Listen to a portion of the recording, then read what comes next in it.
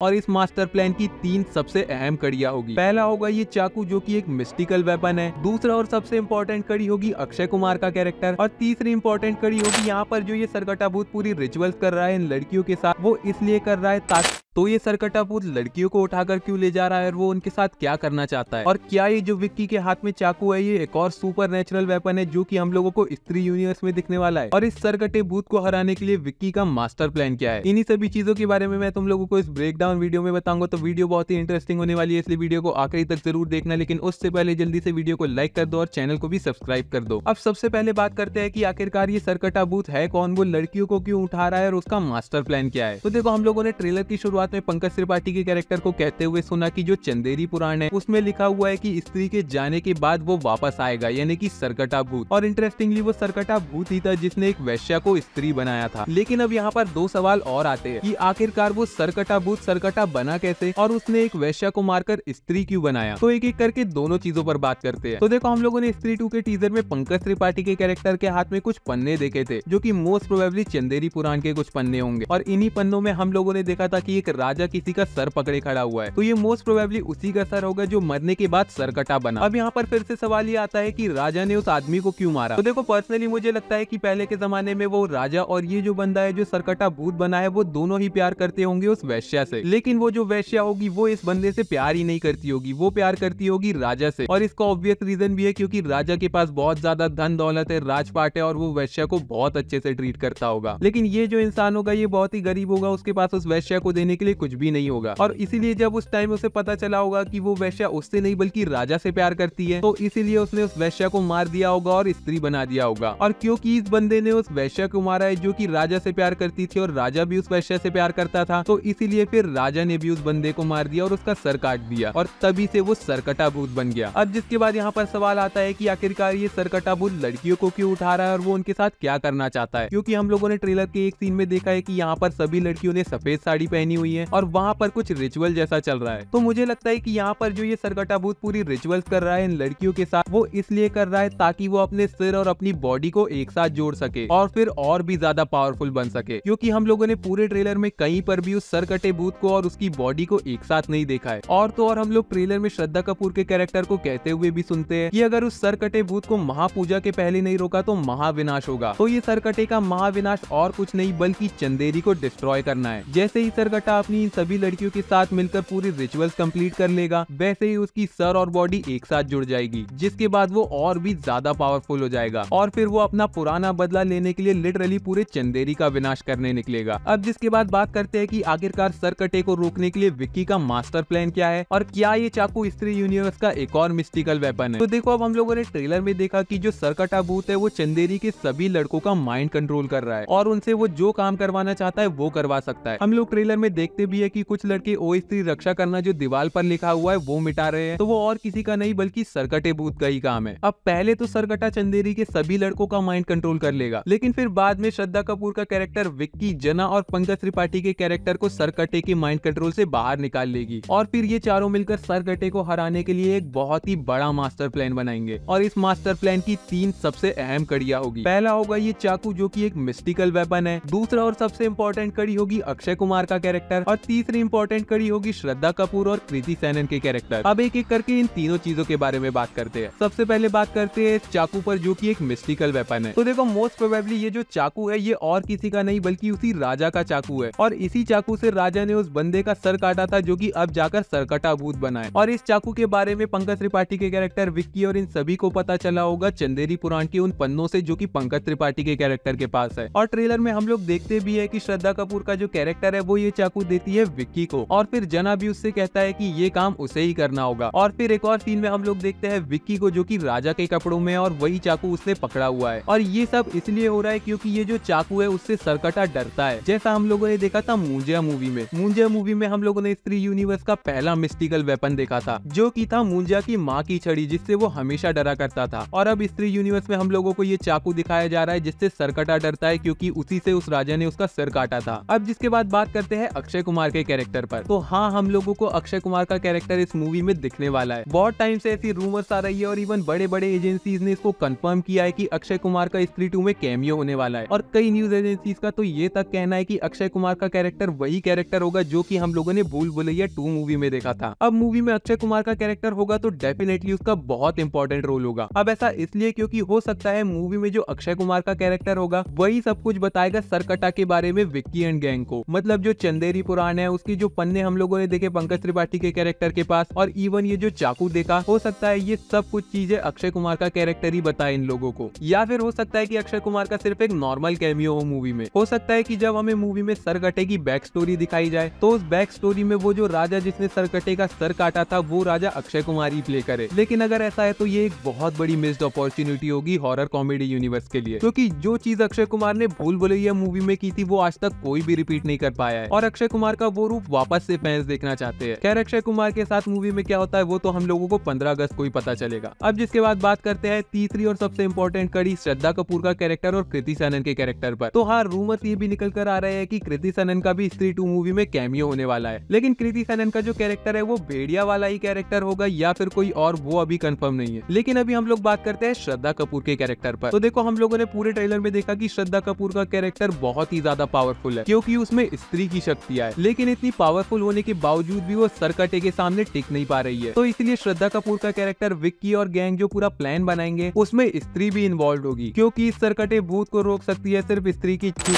क्योंकि जैसा मैंने पहले बताया है कि पुराने जमाने में हो सकता है कि ये सरकटा भूत प्यार करता होगा उस वैश्या से, और अभी भी भूत बनने के बाद वो स्त्री से ही प्यार करता होगा, और इसलिए विक्की एंड गैंग लेकर आएंगे स्त्री को सरकटे के सामने ताकि वो जितनी भी तबाही मचा रहा है चंदेरी में वो और तबाही ना मचाए। काइंड ऑफ सिमिलर सीन जैसा हम लोगों ने देखा था जस्टिस लीग मूवी में, जहाँ पर बैटमैन लेकर आता है लुइस को सुपरमैन के सामने। अब ये सब कुछ हो या ना हो, तुम्हें क्या लगता है कि अक्षय कुमार का कैरेक्टर हम लोगों को स्त्री 2 में देखने को मिलेगा भी या नहीं? और स्त्री 2 मूवी को लेकर तुम्हारी क्या थ्योरी है मुझे कमेंट में जरूर बताओ। और बस अब ब्रेक डाउन पसंद आया होगा तो वीडियो को लाइक जरूर से कर देना और चैनल को सब्सक्राइब भी जरूर से कर देना। उसके साथ ही मैंने कल की और मिर्जापुर सीजन 4 की एंडिंग और पोस्ट क्रेडिट सीन पर बहुत ही डिटेल में बात की है, तो उन वीडियोस को भी जरूर से चेकआउट कर लेना।